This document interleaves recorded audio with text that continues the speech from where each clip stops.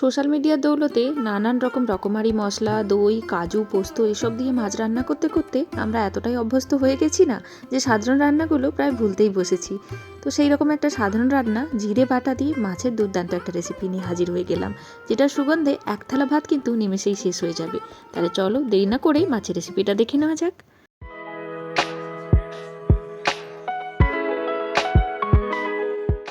এই রান্নাটা যে কোনো নদীর মাছ বা সামুদ্রিক জাতীয় মাছে রান্না করলে দুর্দান্ত লাগবে। তো আমি এখানে নিয়েছি খয়রা ইলিশ, আমাদের এখানে খোকা ইলিশ বলে। তো যাই হোক, এই 3টে মাছ আমি নিয়েছি। তো 3টে মাছকে ভালো করে পরিষ্কার করে ধুয়ে নেওয়া আছে। মাছগুলো যদি খুব বড় হয় তাহলে মাঝামাঝি করে কেটে নিতে পারো। তো যাই হোক, মাছ বাদ দিয়ে এখন মশলা দেখিয়ে নিই। মশলা তো খুব সাধারণ বললাম।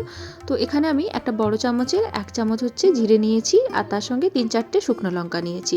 এগুলোকে খানিকক্ষণ জলে ভিজিয়ে রাখবো। নরম হয়ে গেলে এগুলোর একটা স্মুথ পেস্ট করে নেব। সঙ্গে সঙ্গে অবশ্যই বেটে নেওয়া যায়।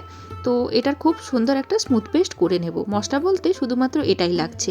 এটা দিয়ে কিন্তু রান্না করলে রান্নাটা একেবারে দুর্দান্ত লাগবে।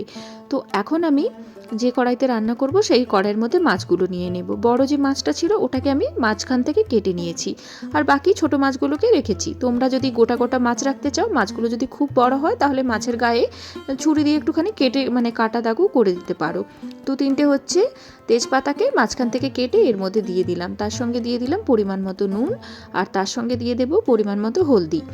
তো আজকের এই মাছটাকে আমরা কিন্তু না ভেজেই রান্না করব, আর এতে কিন্তু মাছটা একেবারেই গন্ধ করবে না। যাদের ভয় হচ্ছে যে মাছটা বুঝি গন্ধ করবে, খেতে পারবো না, তাদের কিন্তু কোনো ভয় পাওয়ার কারণ নেই। সামুদ্রিক জাতীয় মাছ এমনিতেই নরম হয়, আর এর একটা নিজস্ব আলাদাই স্বাদ থাকে। তো সেই স্বাদটা যাতে নষ্ট না হয় তার জন্য না ভেজেই রান্না করব।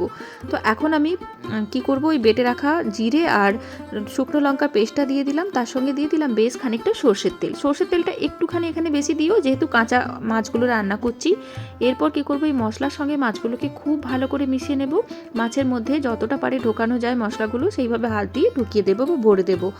আমি এখানে খয়রা ইলিশ বা খোকা ইলিশ দিয়ে রান্না করছি। তোমরা এটা নদীর পার্শে মাছ কিংবা নদীর যে বাটা মাছ আছে এই ধরনের মাছ দিয়ে কিন্তু রান্না করে দেখতে পারো, ভীষণ সুন্দর খেতে লাগবে। তো যাই হোক, মশলায় তো ভালো করে মাখিয়ে নিলাম মাছগুলোকে। এই মাছগুলোকে হাতে সময় থাকলে 5 থেকে 10 মিনিট রেখে দিতে পারো। আর তারপর কি করব, মশলার বাটি ধোয়া জল দিয়ে দেবো এটার মধ্যে। খুব বেশি জল দেওয়ার কিন্তু দরকার নেই এই রান্নাতে। সব মিলিয়ে কিন্তু আমি 1 কাপের কাছাকাছি জল দিয়েছি। এখন আমি এর মধ্যে কি করব, কয়েকটা কাঁচা লঙ্কা দিয়ে দেবো। 4-5টা কাঁচা লঙ্কা এর মধ্যে দিয়ে দিলাম। তোমরা তোমাদের প্রয়োজন বুঝেই কিন্তু ঝালটা দিও। আর এখন এই পুরো কড়াইটাকে নিয়ে গ্যাসের মধ্যে বসিয়ে দেব। মিডিয়াম টু লো ফ্লেমে এটাকে হচ্ছে তোমার ওই 10 থেকে 15 মিনিটের কাছাকাছি রান্না হতে সময় লাগবে। মাছগুলো কিন্তু খুব সহজেই রান্না হয়ে যাবে। ঢাকা দিয়ে এটাকে রান্না করে নেব। 6-7 মিনিট পরে মাছগুলোকে কি করব, একবার উল্টে দেব।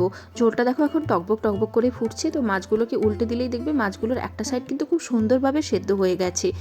তো উল্টো সাইডটা যাতে সেদ্ধ হয়ে যায় তার জন্য মাছগুলোকে একবার সাবধানে উল্টে দিও। আর মাছগুলো এমনিতেই কিন্তু খুব সহজেই রান্না হয়ে যাবে। তো দেখো, মাছগুলো উল্টোতে যখন যাচ্ছি তখন তোমরা দেখেই বুঝে যাবে যে মাছগুলো কতটা সুন্দরভাবে সেদ্ধ হয়ে গেছে। খুন্তির ঢাকাতে কিন্তু মাছটা খুলে চলে আসছে, তার বুঝতেই পারছো কতটা সুন্দরভাবে সেদ্ধ হয়ে গেছে। তো ঢাকা দিয়ে এখনও 5 থেকে 7 মিনিটের কাছাকাছি রান্না করে নেব, যাতে করে তোমার উল্টো সাইডটাও ভালোভাবে রান্না হয়ে যায়। তো দেখো, ঝোলটাও অনেকটা কমে এসছে আর মাছটা সুন্দরভাবে সেদ্ধ হয়ে গেছে।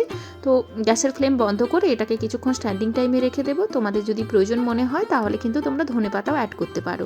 তো আমি আর কোনো কিছু অ্যাড করব না। এই মাছটাকে এভাবেই খাবো, ভীষণ সুন্দর লাগবে আর কোনোভাবে কোনো গন্ধ করবে না।